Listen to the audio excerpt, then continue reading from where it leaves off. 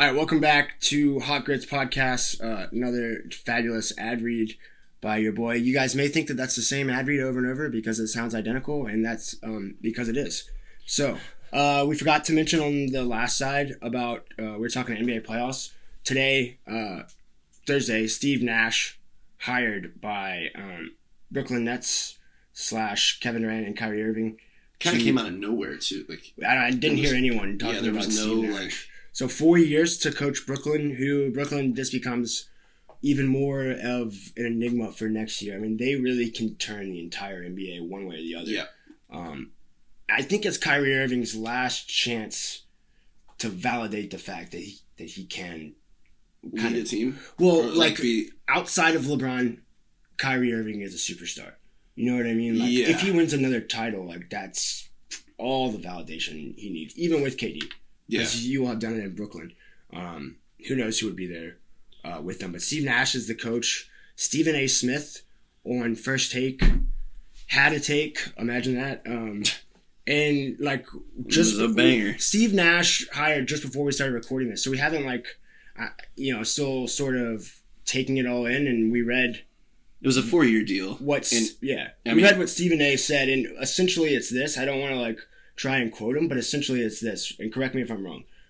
Steve Nash, a white man, given an opportunity on a 4-year contract with 0 coaching experience, not even as an assistant, right? Yeah. And, also Nash is not coming from Kentucky or Duke. It's not one of the blue, he's coming from Santa Clara. He was saying it was white privilege. Right. Because a black coach has not, and that I can think of never gotten that. I can only ever think of one example of that, though, and that's Jason Kidd, and it did not work out well.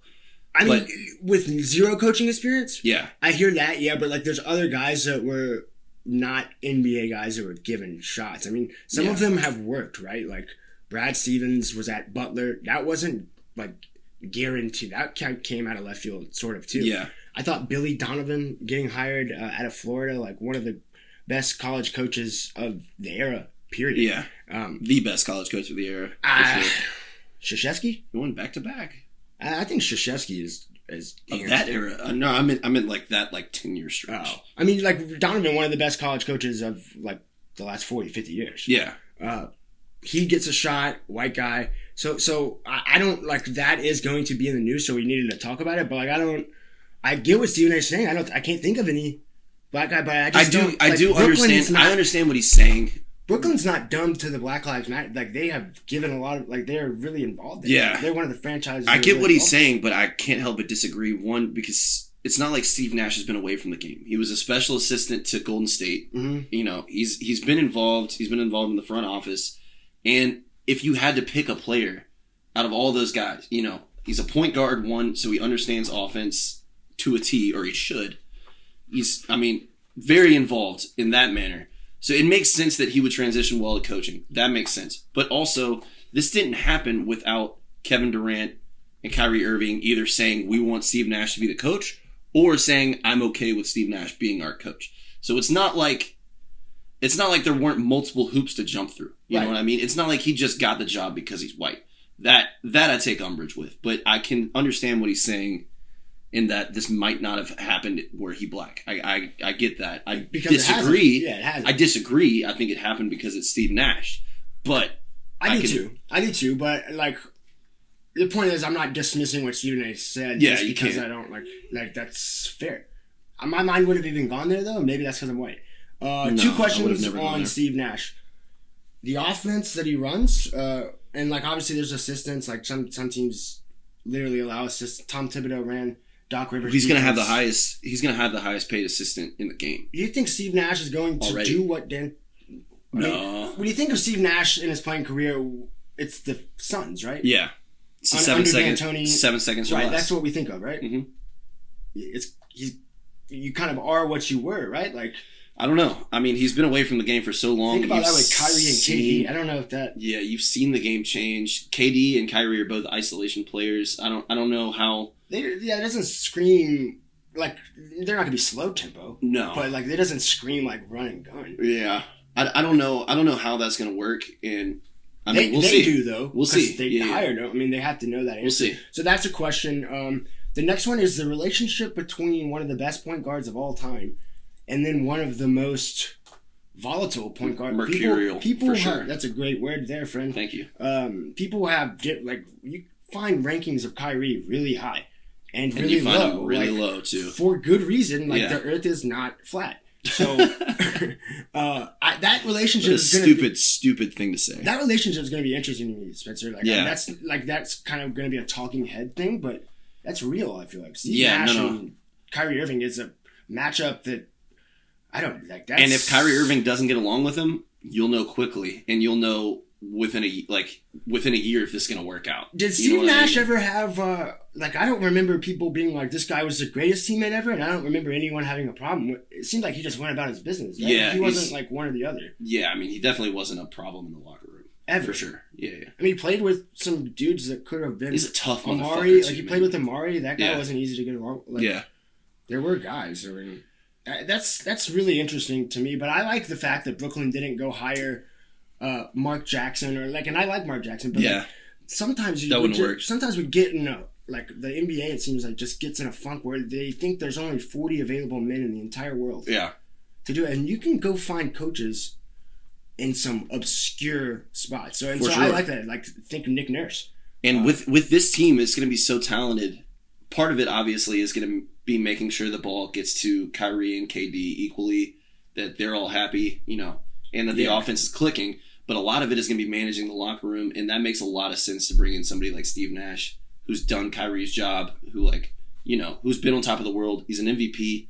That makes a lot of sense to me. And plus, he's worked with so many point guards over the past few years, and Trae Young, to name one that I know right off the rip. I know he's worked with Steph. That makes a lot of sense. He's like the point guard whisperer. So I get it. That makes sense to me. I'm excited to see what it's going to look like. Nothing else on Steve Nash or the NBA? Yeah, so the Brooklyn Nets aren't canceled. Not yet. Not yet. All right, college football. Let's talk about what the hell is going on at the University of Georgia. On Wednesday, we talked about this maybe 6-7 episodes ago. The battle at quarterback, quote-unquote battle at quarterback for Georgia between Jamie Newman, the quarterback transfer from Wake Forest, grad transfer. He's black. Newman's black. Daniels, white guy from USC transfer. That was sort of, something that pissed me off early on was that people were comparing Justin Fields versus Jake Fromm to Newman versus Daniels. People remember us talking about that. Newman decides to opt out on Wednesday, which was September 2nd, 24 days before Georgia opens against Arkansas. Immediately, that does two things. It sends Georgia's quarterback room into a frenzy, and it changes everything. Now it's going to be between Daniels and Dwan Mathis. I don't want to get too inside baseball here, but the fact is, that is on field a practical problem now. Right, they got to address starting quarterback. Okay. Was Dwan Mathis in the mix before this? Not really. They would have you think so, but not really. No. Okay. All right. When Newman decides to opt out, it takes a few hours for it to be really confirmed that the reason he opted out is for Corona. Some dudes could opt out if they're a top pick and they're hip. You got a problem with that. You don't want to hurt it even worse and hurt your draft stock. Yeah. Okay. Newman says he opts out for coronavirus, but then, now we'll never know why he actually did it, right? Because, they're practicing right now. They've been... And he had been they've been competing. Looking back, Newman did not give one interview, not one media interview. And that's in college, the coaches decide every day in practice. So your starting quarter... I think Kirby Smart has known for a week or two, at least. Who the starting quarterback was going to be. No, that this was coming. Oh, okay. That this was coming. Why has he been practicing the entire time? In Georgia's most recent scrimmage, JT Daniels was getting a lot of the first team reps. Right. That was the last scrimmage Jamie Newman played in. Well, I don't know what that means, but the point is that Georgia is. Well, you can see that a couple ways. You can see that Kirby Smart thinks that he's not going to play for whatever reason. Well, yeah. Then why would he allow him to keep or he's already decided who his quarterback is, and it makes a lot of sense if you're Newman to say, I'm not going to play because of coronavirus. That way you don't hurt your draft stock even further. You know what I mean? Yeah. You at least get that shot. You don't want to be benched if you can help it. I hear you know what I mean? You don't want to lose a quarterback battle if you can help it. What's going to piss me off, and what has already pissed me off a little bit, is the spin zone coming out of this. And I think it's just because maybe some Georgia fans don't want to think that it is what it is. He is opting out for Corona. They want to have something else.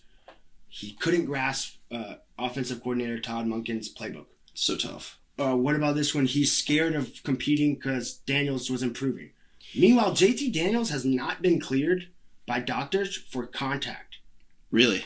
Watch how quickly he's cleared now.